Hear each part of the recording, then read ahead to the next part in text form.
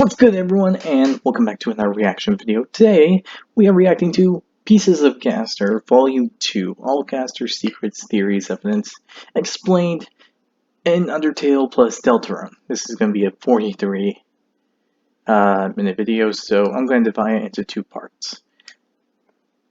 One part for this week, one part for next week. So I hope you all are cool with that, and all other stuff related to this.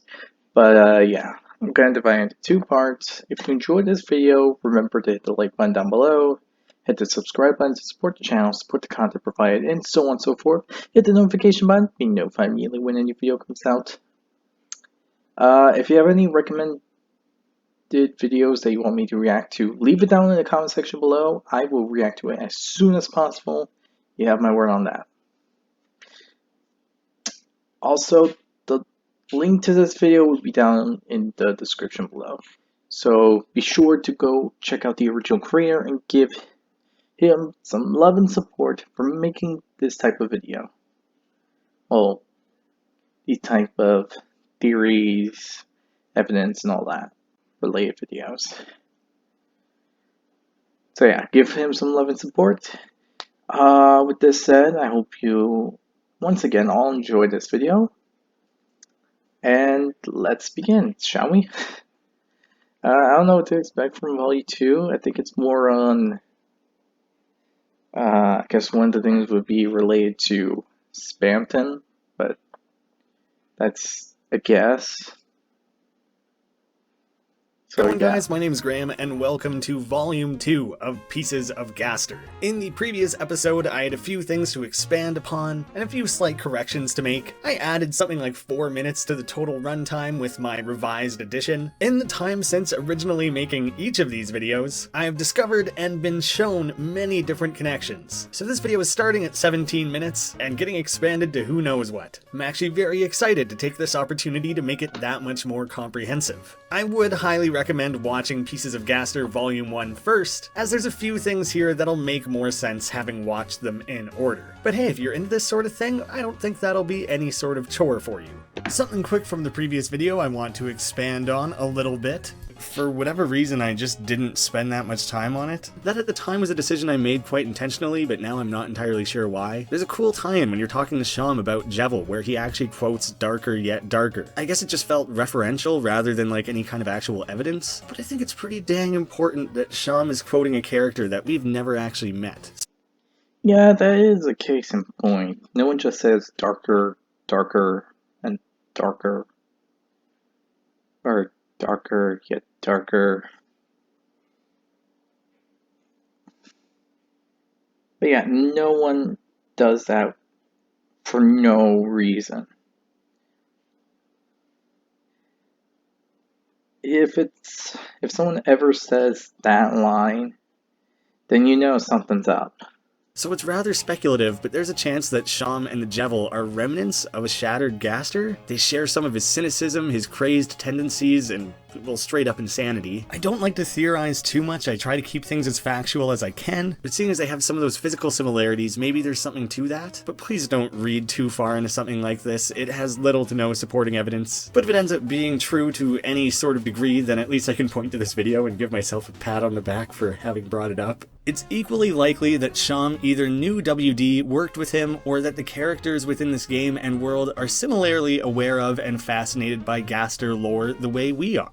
I talked briefly about how Sans is connected through the Gaster Blaster, and I kind of lumped in Papyrus through the proxy of him being Sans' brother. In hindsight, lumping in Papyrus in this way was done without very much supporting evidence. I'm not very happy with how I framed that argument, and it turns out Papyrus does have his own Gaster Blaster related line within the game, albeit a little more subtle. But in an early update to Undertale, a line of dialogue was added to Papyrus if you abort a genocide run during that battle. Afterwards, there's there's a box of bones you can inspect, and he'll say, "How lucky of you. Had I only used my special attack, you surely would have been blasted." I know in this community we have a tendency to cling to individual words, but honestly I would blame Toby for that. That's his fault for making individual words so meaningful. So it's not a super direct tie-in, but it is a hint that Papyrus maybe has some form of his own Gaster Blaster. It's circumstantial evidence, but I think there's some room for some cool headcanon there. You know, headcanon? You're not funny when it comes to that. It's a dragon head. So you better not drag ahead of this story. Eh? Yeah, that was awful. And that was a bit more of a stretch than it needed to be. Let's continue before I This get one is super annoyed quick and simple, but if you by my type own out joke. egg in all capitals in Wingding's font, it comes up with multiple hands pointing left, up, and up. Now this is so inane and stupid and random, but in that previous video I kind of covered how the egg laces into everything and how I think it connects to Gaster. Wingdings is inarguably connected to Gaster, and the idea of the man who talks in hands is very likely connected to Gaster. Now, That what's is the deal true. with the left, up, and up? This is the approximate moving pattern of a knight in chess. What is one of the major cliffhangers in Deltarune? Who is the knight? Huge, repeatedly mentioned thing that we never get a firm answer to, and this stupid, deeply buried, for lack of a better term, Easter egg, or more accurately Gaster egg, might actually point to the fact that Gaster is in fact the knight. I'm sure there's other ways to look at this, other ways to cut it. Gaster, the knight. No, I don't see it. I see Gaster being anything but a knight. I mean, the guy was the original royal scientist. Don't really know how he would truly stack up in a fight, but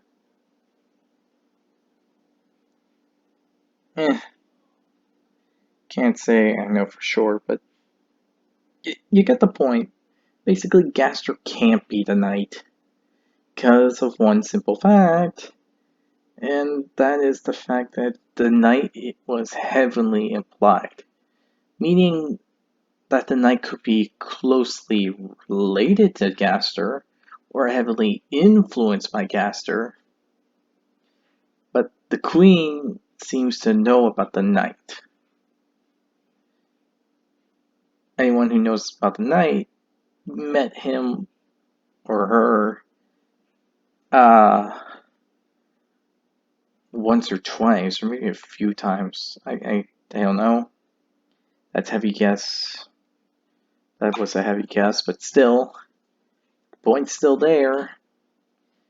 The knight couldn't be Gaster because I don't think Gaster would want to reveal himself. And from this point, it sounds like certain characters have met the knight face to face. So I don't think it's Gaster.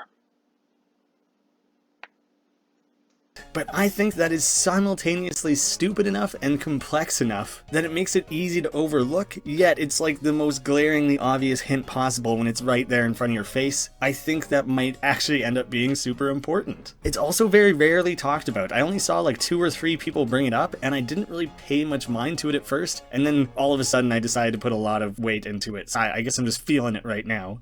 People who watch lots of videos on this channel are going to be so sick of hearing about it, but I have to mention Dead Estate is coming out in 1 month. It's the first game Two Left Thumbs has come on as publisher for. So yeah, I obviously want to hype that up. I think the game deserves it, and I genuinely want you guys to all play it. It's a top-down roguelike shooter with horror and Halloween themes and influences. It is a crazy amount of fun, pretty well infinite replayability. The #1 thing you can do to help us out right now is add that to your wish list. You know, it's like giving a video a like, which yeah, you could do that while you're here as well, but it shows Steam that people are interested. I'm getting giddy with how near that game actually is to being released. I'm sure you'll all be happy to finally hear the end of it. Seamless transition. This door to the hallway where we find Mystery Man is the same sprite as Sans' door, but recolored gray and minus the flames. This is also the same sort of doorway seen in Deltarune, seemingly used to teleport around and take shortcuts. There's the Huh.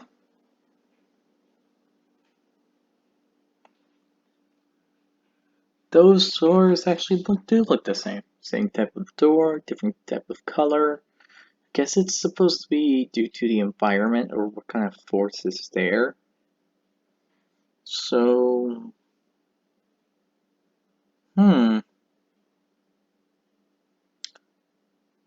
real world, void. Uh,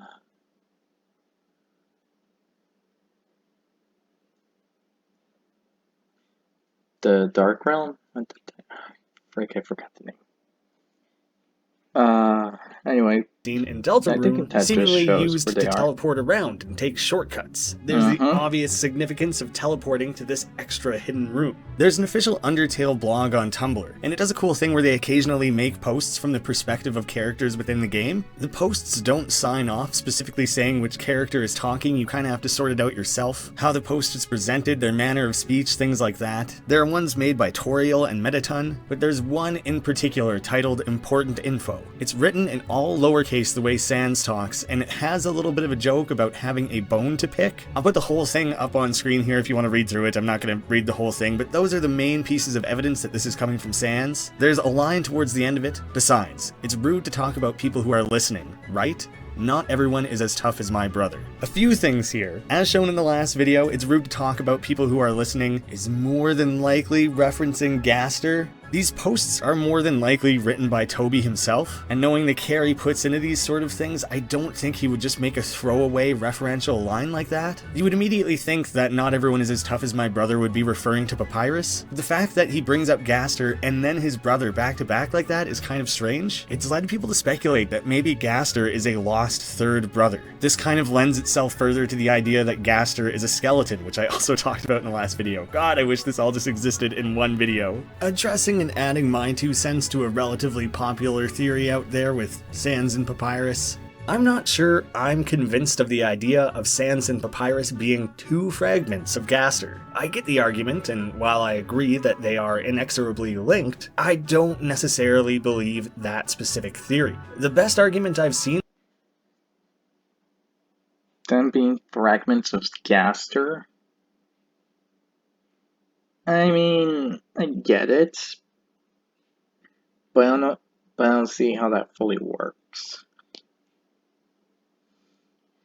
I forgot what this theory was about Sans and Papyrus. This whole,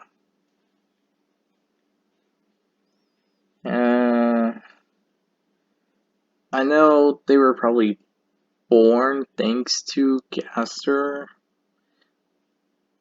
but I don't think a fragment of him went into them.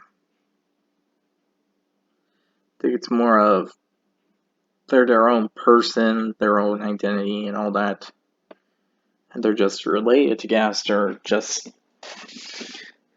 I think it's more of their magic are linked to each other. I don't know, it's hard to say really, but that's what I think the case is. For that, though, is during the Azrael battle and the Lost Souls. You know, the hot new indie folk band? In that fight, with obscured images of Papyrus and Sans together, the text reads, "The lost soul stands there." Singular. That is really interesting. But I suspect that that is either made in error or that this term does not have a plural. It's disproven within that same battle a couple times. For example, if you tell a joke, he seems to hate it, but the other... That is a weird thing to know about. That's a weird thing to know about. It's strange that we don't really get to see a plural, since they're 2 different people, but it makes reference to each of them as a different person, so this is kind of weird.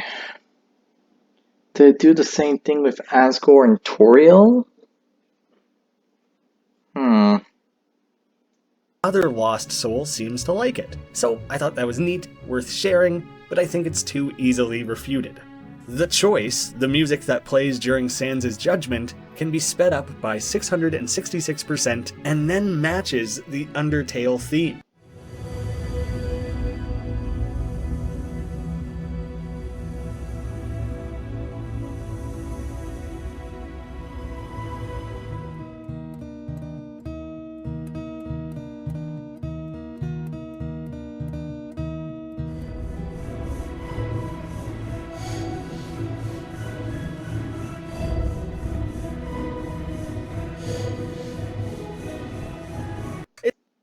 you can kind of hear like this chilling sound if you go 6 triple six times the speed. Holy cow, you can actually hear it though. You gotta listen to it carefully because I thought at first it was nothing, but when it came around the second time, I realized that was something. It just sounded really chilling, to be honest. It's not the first time you've had Sans and Gaster and Six so directly linked, but tying that in with all of Undertale's theme, that's pretty big. Looping this back around with the smile evidence from the previous video, and this idea that Gaster is a part of the skeleton family, the don't forget photo with 3 people says that they're all smiling. Skeletons can't not smile. Just a quick refresher on that point there. It also quickly brings up Shyren's lower half. People had already started speculating about that a little bit at this point, so this was just kind of throwing more fuel into the fire, and also directly addresses the fact that we kind of should be reading into these blog posts more. They obviously aren't meant to be throwaways, so it's not crazy to craft a theory around one. And using this very same blog post to further tie things together, Shyren as a monster is just kind of that head that we're seeing, and that little bit off to the side is likely the fish's tail. This bottom piece is referred to as the agent. It's a totally separate sprite and entity. There's way more going on surrounding that. But if when battling Shyren you hum repeatedly, eventually there's this dialogue about the monsters gathering around to hear the song, and Sans starts selling tickets on toilet paper. But if instead you're doing a genocide run, it has the line, "A hooded figure watches the commotion from afar." The only 2 characters we know of with hoods are the river person and Sans. And now technically Ralse is from Deltarune, so I don't think it's him. Unless he is the river person, which I don't think is the case. So it is likely that it's Sans, because I think someone keep watch of you after every single thing you've done in Genocide. But if it's the off chance that's the river person, then things have really gotten alarming. Because if that's the case, the river person knows more than they're laying on. I'll say, but at the time that the game was released and this blog post was made, that's a clue or a piece of the puzzle that we wouldn't have had to work with, and it's kind of presented in a way that you have everything you need to kind of see the significance of this, so I'm excluding that character. There's some very particular inherent link between Shyren and Sans. There are very lengthy forum discussions of people trying to solve this. Here, I just think it's interesting, and it adds one final piece of evidence to the idea that this post was written by Sans. Now, I talked a lot about unused music and sound files in that Gaster video. There's also one other one that I didn't think initially tied to Gaster, but now I think probably does. There's the ABC123A track, named that way simply so it alphabetically gets jumped up to the top of the list and is more difficult to miss. It's specifically telling players not to share the secrets of the game online. Hello, have some respect and don't spoil the game. It's impossible to have mysteries nowadays.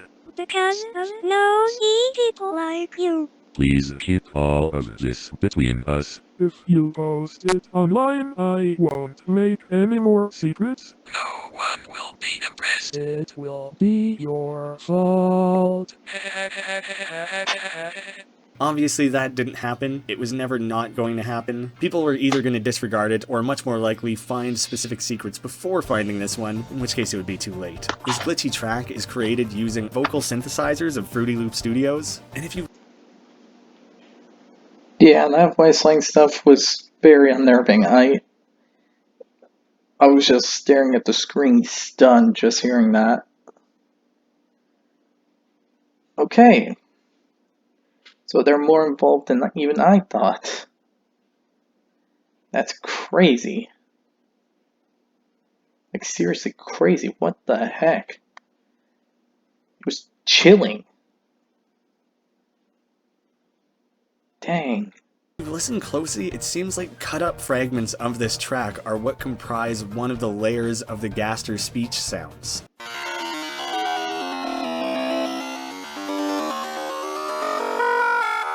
And in one of the first updates to the game, version 1.001, this sound file was completely replaced with a choppy arrangement of synthesized laughter.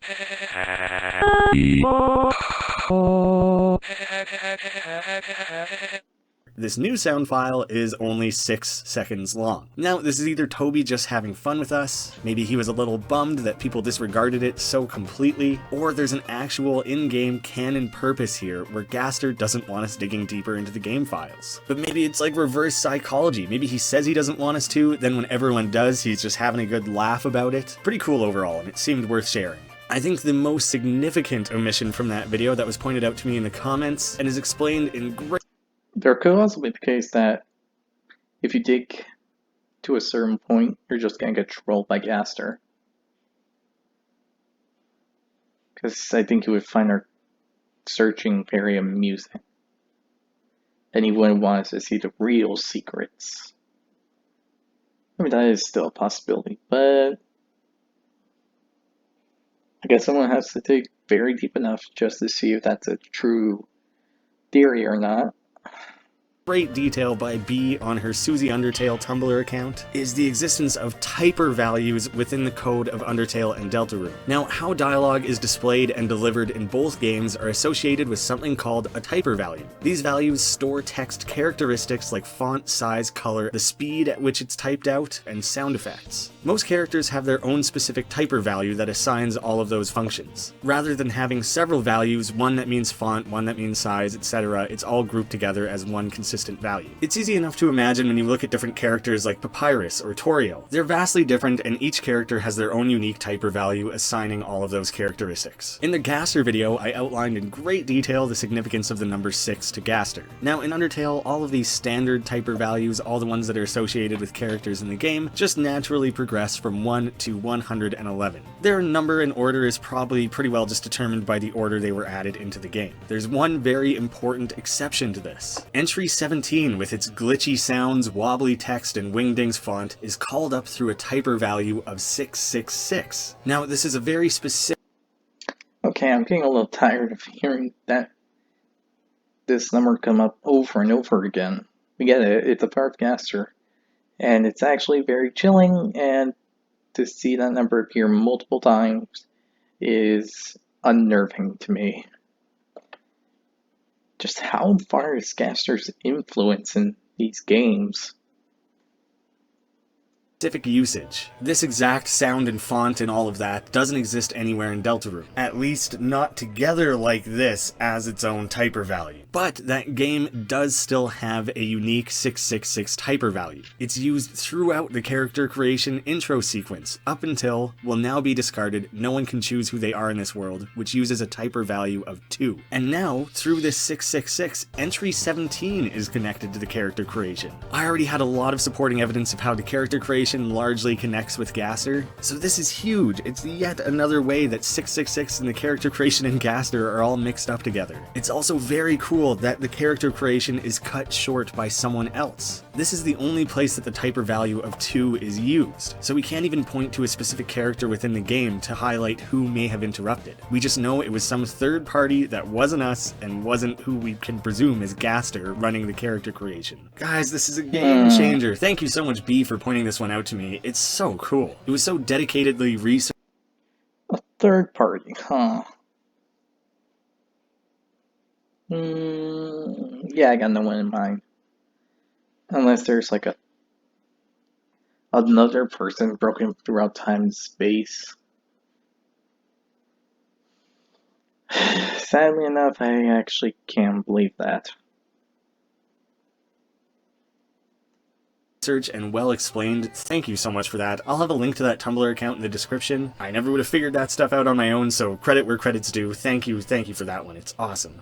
There is a crumpled note in Alfie's trash can, written in all capitals, which itself doesn't tell us much. Gaster's writing so far seems to be in all capitals, going largely off entry 17. I know what you did. The more important part of this puzzle is the description of the note being written in a strange kind of handwriting. It must not literally be Wingdings, or else we wouldn't read it at all. This is the same sort of massive hint given with the handwriting in Sans' workshop.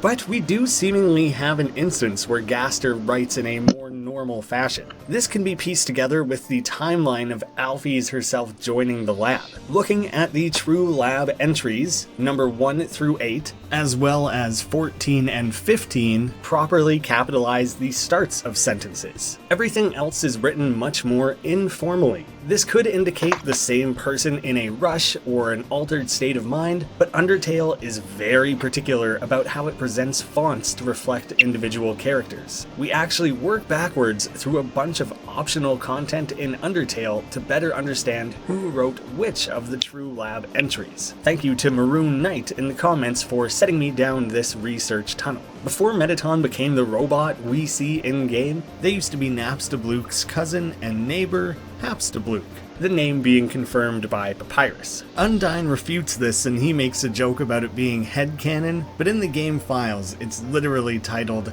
Hapstablook Room. By access... Huh. Well, I didn't know that was Meton's real name.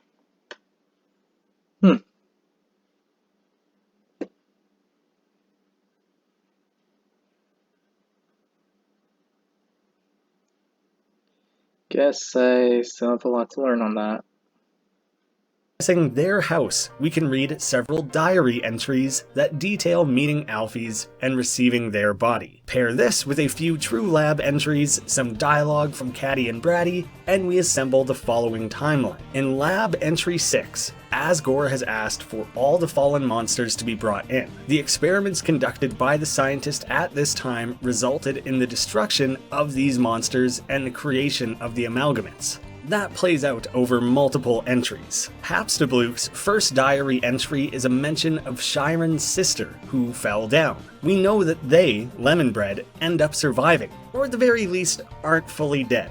So this must have happened after True Lab Entry 6, or else they would have been rounded up with the rest. The last few diary entries detail meeting Alphys in a human fan club, and how Alphys offered to make them their new body, which would become Mettaton. Caddy and Bratty describe Alphys making Mettaton's body as a favor, and using that as a means to impress Asgore, who then hired her to work in his lab. There's a little bit of overlap there with Alphys working at the lab.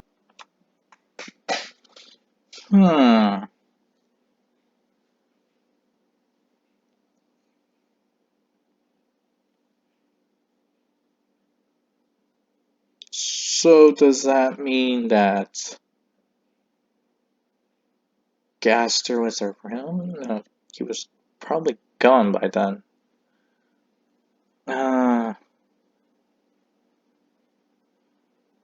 Okay, I'm trying to process this as best as I can.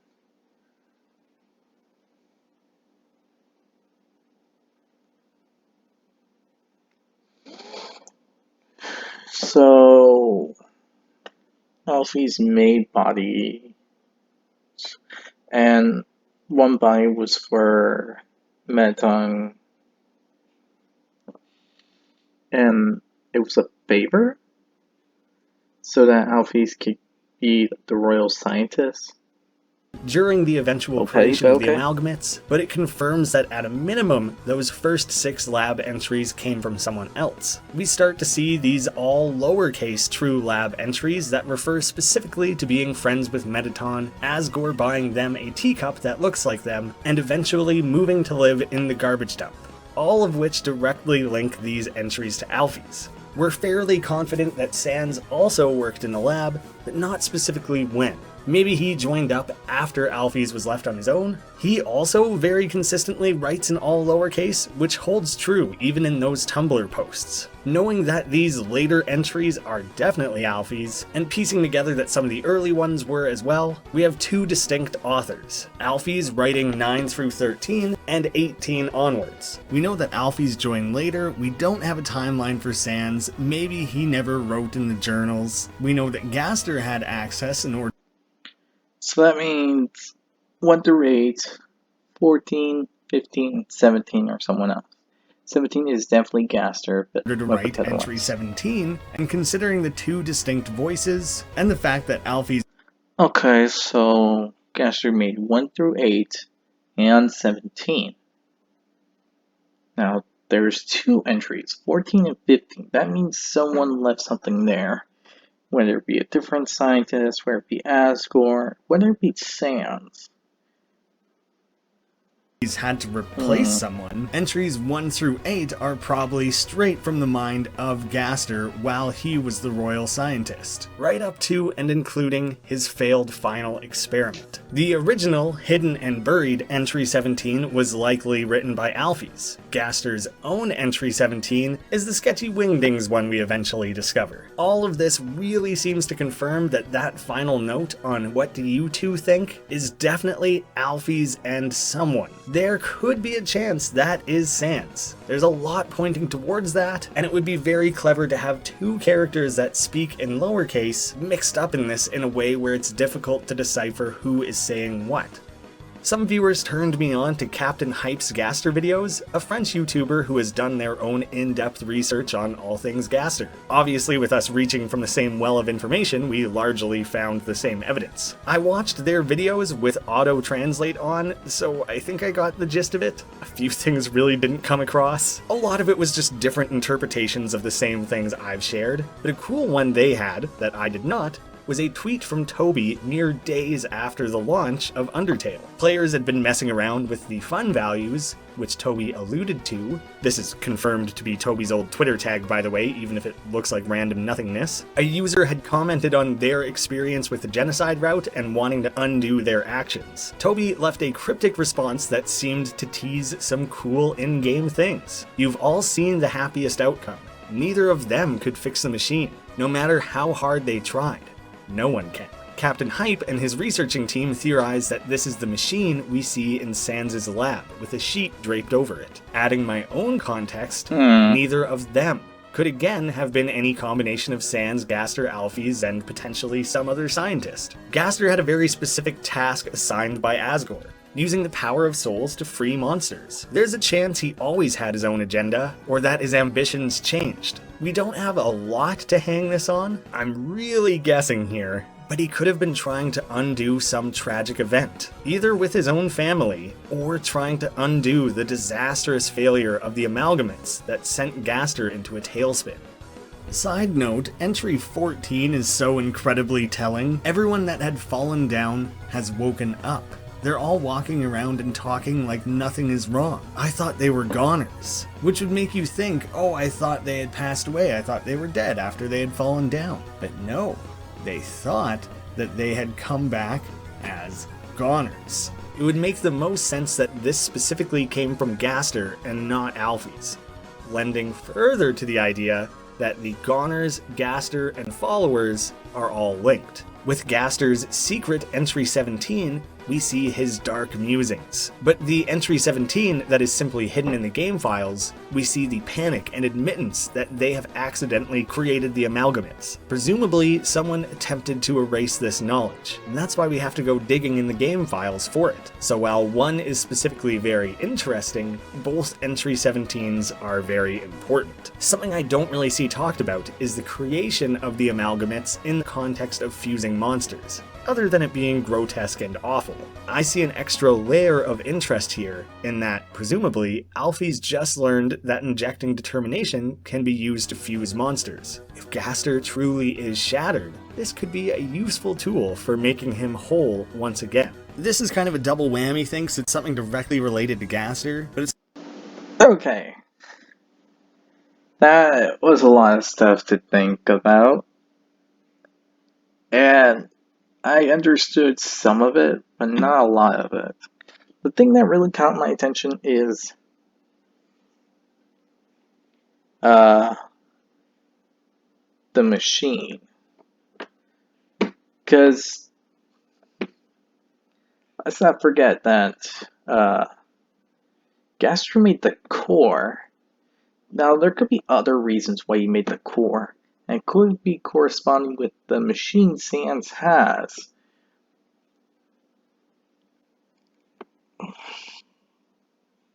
This also leads to the question about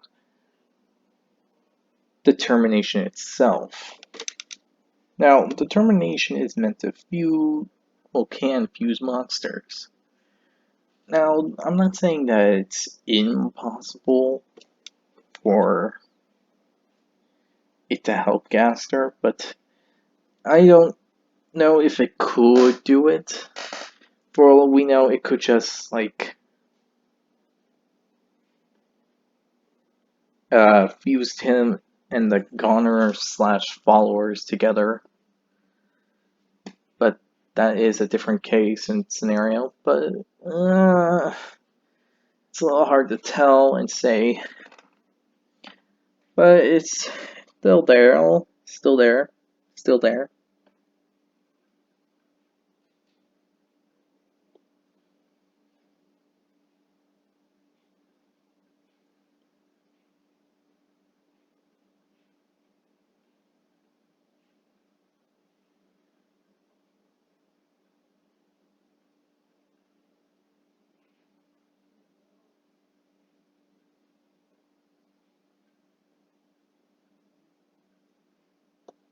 Hmm.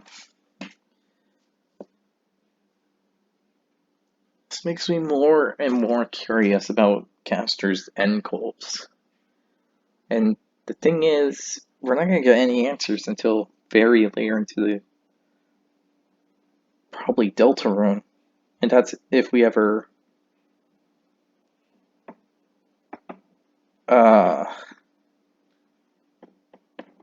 do get any general idea of what Gaster's goals are. But yeah, I hope you all enjoyed this video. If you did, be sure to hit the like button down below, hit the subscribe button to support the channel, support the content below, hit the notification button to be notified immediately when any video comes out. If you have any recommendations to what you want me to react to next, leave it down in the comment section below. If you have any theories or ideas what Gaster's end goals are, leave it down in the comment section as well. I believe his end goal is to actually go back in time, like how Frisk can go to the point of when they fell underground. I think Gaster wants to do something similar to that to prevent the monsters from going underground. And probably is using the world of Deltarune to figure that out. Or maybe it's something else. Who knows? Again, the link to this video will be down in the description below. And with all this said, once again, I hope you all enjoyed this video. I'll see you all next time. Bye!